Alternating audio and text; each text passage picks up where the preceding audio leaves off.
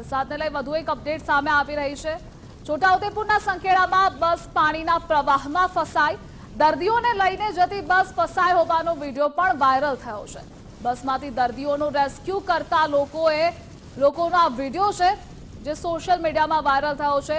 52 જેટલા દર્દીઓનું રેસ્ક્યુ કરવામાં આવ્યું। ગઈકાલે ભારે વરસાદ પડ્યો હતો। બોબર કોતરમાં પાણીની આવક પણ નોંધાઈ હતી।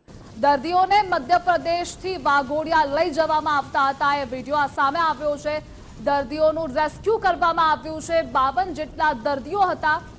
તો આ બસ પાણીના પ્રવાહમાં ફસાઈ હતી, જેનું રેસ્ક્યુ પણ કરવામાં આવી રહ્યું છે। તો છોટાઉદેપુરના આ દ્રશ્યો છે। સંખેડામાં વરસાદી પાણીનો ભરાવો થયો છે। નિકાલની વ્યવસ્થા નહીં, પરિણામે લોકો હેરાન પરેશાન। ન માત્ર લોકો પરંતુ વાહન વ્યવહારને અસર પહોંચી રહી છે। બસ પણ અહીં ફસાય છે। તોફિક આપણી સાથે જોડાયેલા છે। તોફિક, છોટાઉદેપુરના સંખેડામાં બસ પાણીના પ્રવાહમાં ફસાય છે, કેટલા લોકોનું રેસ્ક્યુ કરાયું?